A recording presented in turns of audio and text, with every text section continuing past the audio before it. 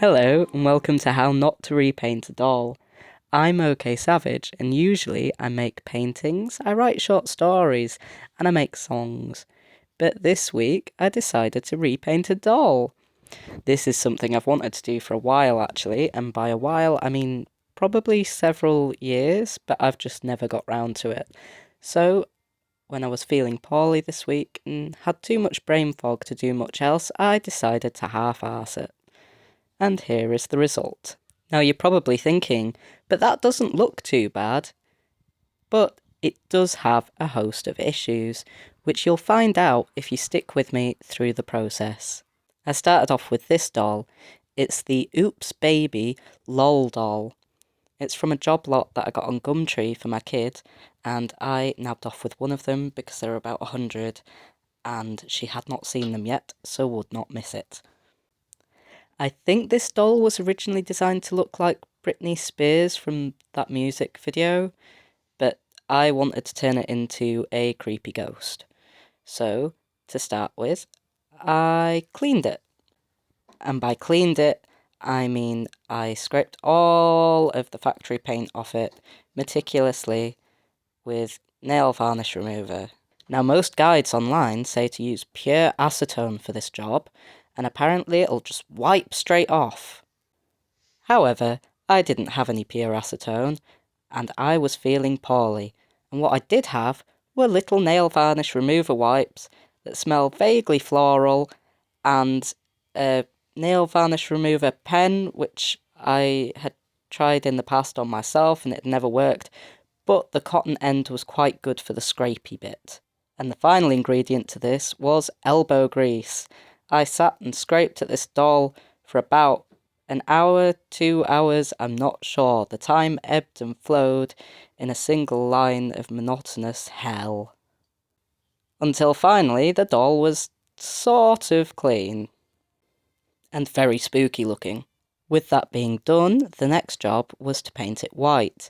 I wanted this ghost to be your typical white lady style ghost, you know, that you'd see in the window of a big old house, that sort of thing. So for this, all of the skin had to be chalky porcelain white. The paint I was using was cheap acrylic paint from the pound shop, which is my favourite sort of paint. And also took about 50 layers. Anyway, the next evening, yes, that's how long it took to paint it all white. The next evening, I could start on the actual painting process, which was adding some shading and making the eyes blue. I started off by adding some milky blue onto the eyes, because I knew that they might take a few coats as well, so I wanted to get that sorted early. And then I used a mixture of brown and blue and black and white to get this sort of greyish effect that I used to do quite dark shadows initially. Then I blended these in with some more white when they'd started to dry, just like doing makeup, I think. Don't take my word on that, I'm notoriously bad at doing makeup.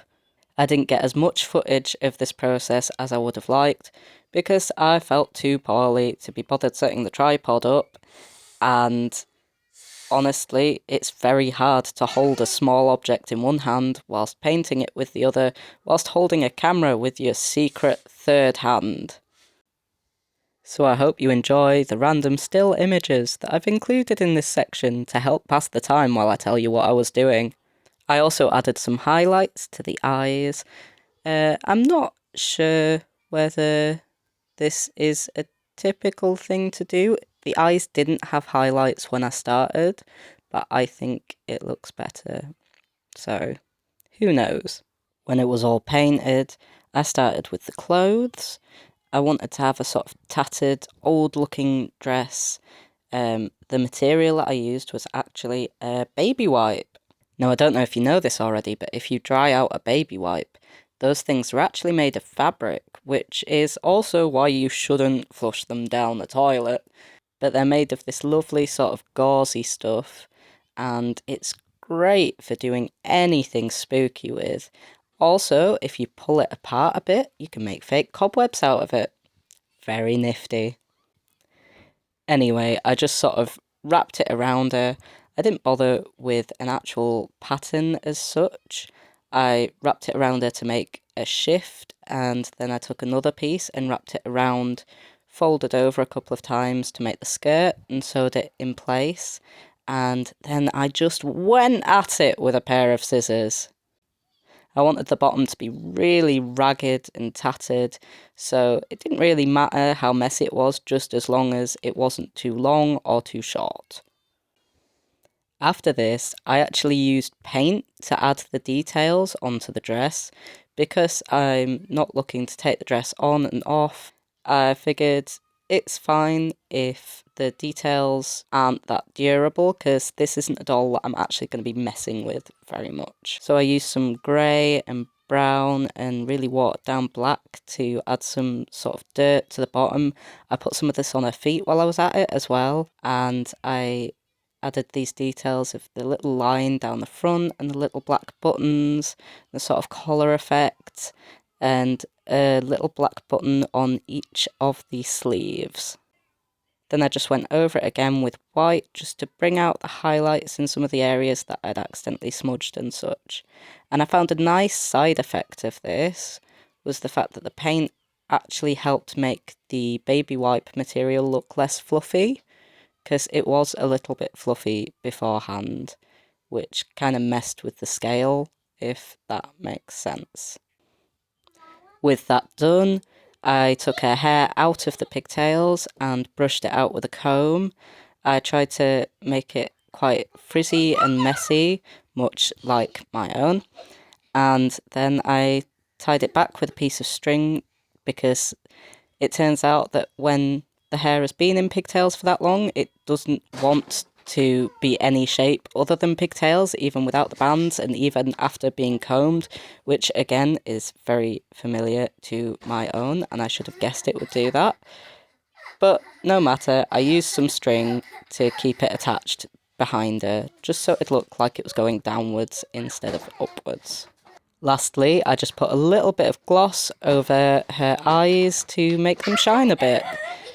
Her eyes did need redoing a few times in the process, because it turns out that I'm a very impatient person, and I did not wait for them to dry before doing her dress and everything, which you may have noticed smudged them a couple of times in the process, but they turned out okay in the end. And here she is. She lives in her little house with Sackboy, and I shall be decorating it for Halloween the next time I remember it exists. And you may be asking, so how was that how not to repaint a doll?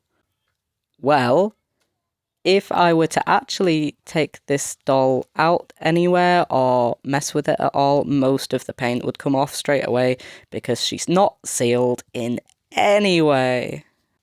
Apart from the gloss on the eyes, obviously. Also, the paint would most likely come off the clothing very quickly. The clothing's not durable, it's not removable, and the hair situation is, well, it's a piece of string. Also, the whole process took much longer than it needed to, because of the fact that I was not using the correct materials to start with. Despite all this though, I'm actually fairly happy with the result, and I think the takeaway from this is, if you're gonna do something, probably read how to do it first instead of reading how to do it halfway through when it's not going right and you're confused. Anyway, I hope you've enjoyed this. If you enjoyed it, remember to subscribe to my channel and do something with a bell and like and share and all the things. Thank you very much.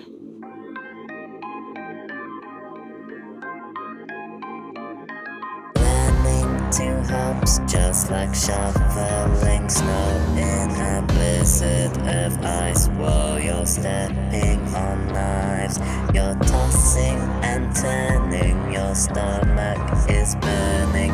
You stay up all night just to wait for the light.